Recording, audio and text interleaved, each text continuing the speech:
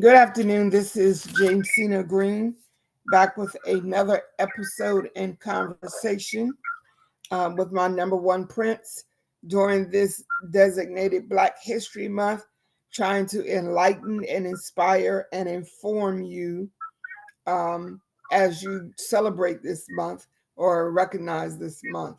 So today we're going to talk about one of the things that I've noticed, and we'll have my son break it down for us a little further, is that racism or white supremacy is not just a idea, right? Like it's not just an idea that's passed from one person to another person, but it seems to me that it's deeply embedded in the biology of these people. Like they just hate people and they don't really have to even know you. They just hate you because of your skin color or because of your ethnicity.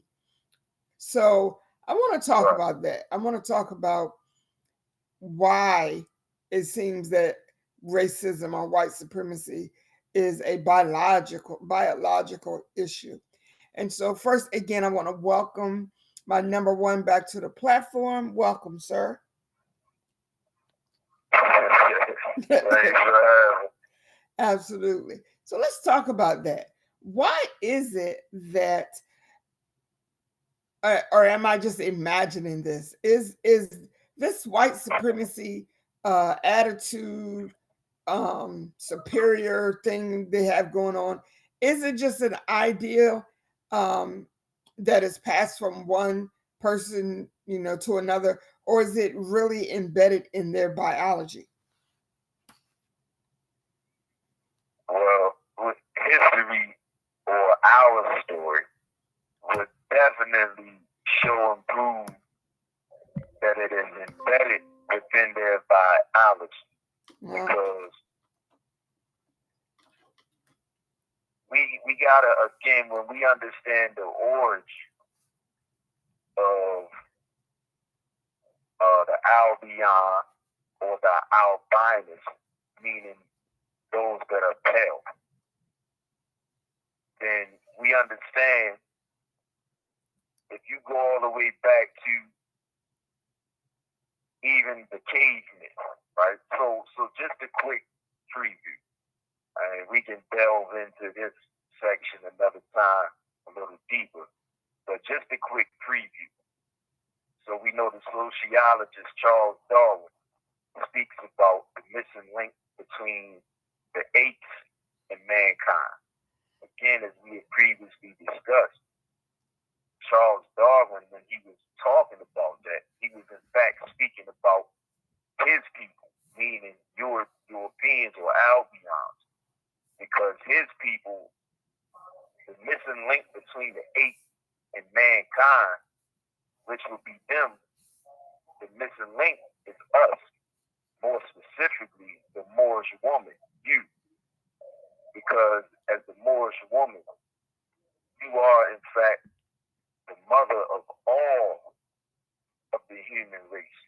And so you have experiments that were done, the Yakubian experiments done in the Yucatan Peninsula temples way back in ancient times. These experiments were done using the zygotes or the eggs of the Moorish woman and the blood and genetic DNA mixtures of the Negro Javara Arapo, the black chimpanzee monkey. And this ape-like animal is what was used to create what we now have as the Albion or European. This is why you see trace back to the caveman. But even before the caveman, it must be understood they come from your womb. And this is a fact. The European comes from the womb of the Moorish woman. And again, through these experiments, they were created. So we pushed them from the Yucatan Peninsula because they could not handle the sun. And in those equatorial spots or tropical areas where the sun shines very brightly, this led to melanoma or all types of skin problems, leprosy. So we see in the biblical times, we see these people who always had leprosy. But this is a term we very rarely hear in these days. But all of these things were giving them problems. It was the sun. And even to this very day, we know that the European cannot handle a lot of sun. And this is just a fact. So we pushed them up into Eurasia because that climate was more conducive to their survival. So we got to understand that from those times, when they were pushed into the Eurasia, and that climate and that geographical area is not a beautiful place. It doesn't produce a lot of fruits, a lot of foods. It doesn't provide a lot of beauty or love. It creates hardness, coldness, bitterness, and it creates hatred. So since those times, when we had what's considered to be the troglodyte nigger or the caveman, there was a hatred that is deeply embedded in their cellular makeup because memory is within the blood. Memory is locked into the molecular structure of a person's whole being. So the same way that we have memories from our illustrious ancestors that are locked into our cells, into our DNA,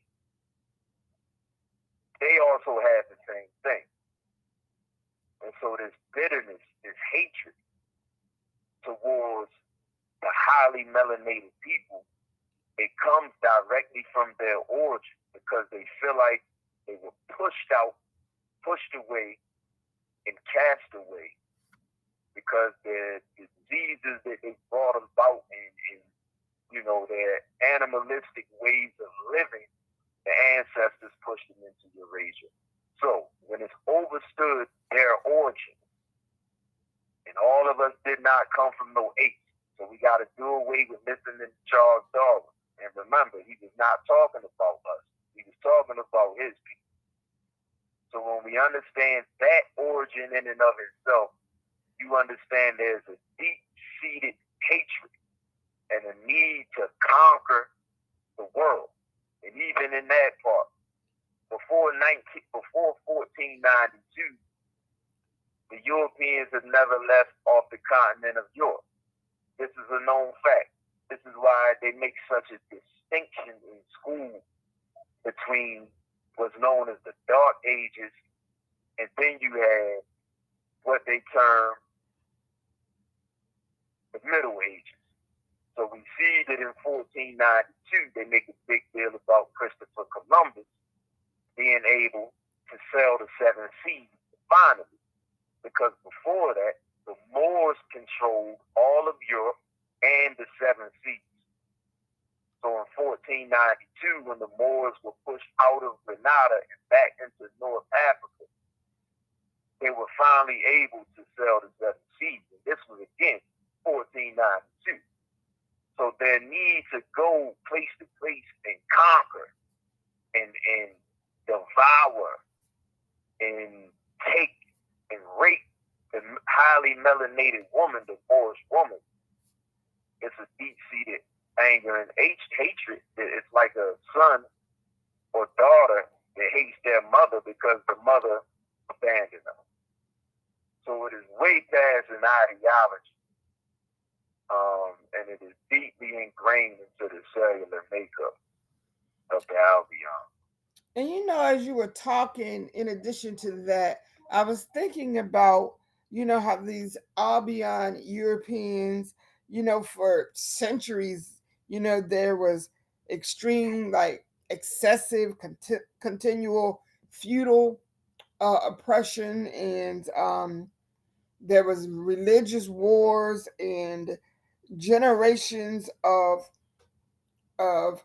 trying to prove themselves to be the superior race, and Right. not trying to establish hierarchy, and just being using violence as a way to manipulate and control other people. And so I was reading a friend of mine, she's a doctor also, but she had written this she made this comment that type of anger, hatred, um that they experience from, like you say, not being people, not just automatically bowing down and submitting to them as they thought that the people should, it doesn't just go away, right? It's like it's in their Right. blood, like you say. And so we see, like today we see, um once they became colonizers, and you know everywhere they went taking over people's stuff and abusing, and raping and doing whatever they had to do to get control. um Even though we think that we've moved beyond that in some ways, the reality is that their ideas and their actions prove that this is still a part of who they are.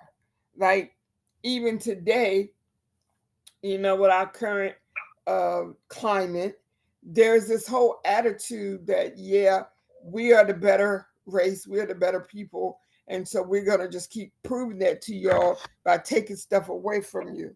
So as we're moving now, we're moving, and we're seeing, um, their dominance, their white dominance, thoughts and beliefs, being triggered by so many things that are going on in society. What are you recommending, or what are you suggesting to our people that we should be doing during this time?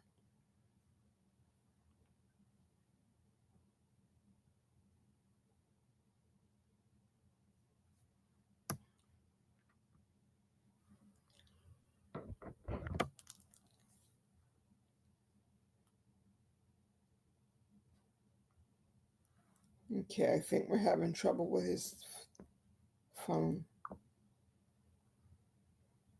That gives us pride and dignity,